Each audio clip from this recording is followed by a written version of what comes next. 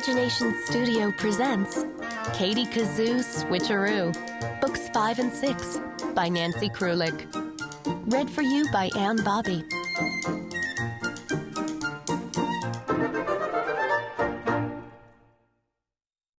I hate rules. Chapter 1. Ouch!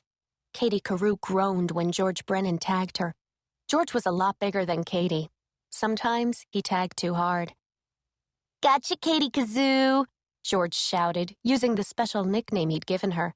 "Now you're part of the chain." Katie frowned. She was always the first one tagged when they played train tag. Katie wasn't a very fast runner. But she wasn't a bad sport either. She linked her arm through George's without complaining. Together, they ran after Miriam Chan. "You're tagged!" George cheered as he bashed into Miriam's side. Miriam rubbed her arm where George had tagged her. "How come you guys never go after Jeremy or Kevin?" "Because they're too fast," George explained. "Join the train." Miriam slipped her arm through Katie's. "Now who should we try to tag?" she asked. George looked around the playground. Jeremy Fox was there, so was Mandy Banks. They were both really fast. George couldn't catch them on his own, never mind when he was running with Miriam and Katie. Then Suzanne Locke strolled onto the playground. She was wearing cowboy boots and a skirt. That wasn't a great outfit for running. She'd be an easy catch. "Let's get Suzanne," George answered. George took off in Suzanne's direction. He pulled Katie and Miriam behind him. "Gotcha!" Miriam and George cried out as they reached Suzanne. "Join the train," Katie added. "No, thank you," Suzanne answered. "What do you mean, no thank you?" George demanded to know. "We tagged you, so you have to join the train." "No, I don't," Suzanne told him. "Train tag is for kids." "We are kids," George reminded her. "Well, I've got more grown-up things to do."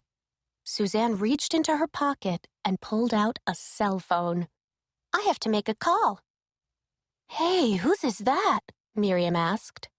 "Mine," Suzanne answered. Katie had seen that phone before. It really belonged to Suzanne's dad. But Katie didn't say anything. She didn't want to embarrass her best friend. "How come you brought your cell phone to school?" Miriam asked. "You never know when you might need to call someone," Suzanne told her. "Hey, Katie Kazoo, you know what you get when you mix a telephone with a pair of scissors?" George asked. "What?" Katie asked. "Snippy answers." Katie giggled. She loved when George told jokes. Suzanne didn't. Instead of laughing, she pulled a headset from her backpack. "I can talk on the phone and still use my hands," Suzanne explained. She plugged the headset into the phone. "My mom has one of those in her office," Miriam told her. "You look really grown up, Suzanne." Suzanne smiled. Just then, Katie's other best friend, Jeremy Fox, came running over. "Hey, Mrs. Dirkman is going to make us line up any minute. We don't have much time left to play. Come on." "You guys go ahead," Suzanne said. "I'll just stay here with my phone." But before the kids could go back to their game, Mrs. Dirkman blew her whistle. "Class 3A, the teacher called out. "Let's line up." "Boy, that math homework was really hard," Katie whispered to Jeremy as they got in line. "It took a long time," Jeremy agreed. George looked at them both strangely. "Math homework? We had math homework?" "You didn't do it?" Katie asked.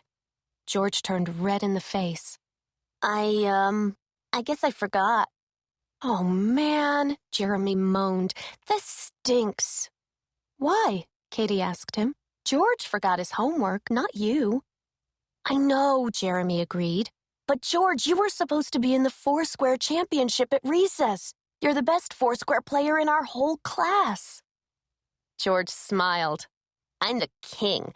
I'm going to destroy the kids in 3B. Jeremy shook his head.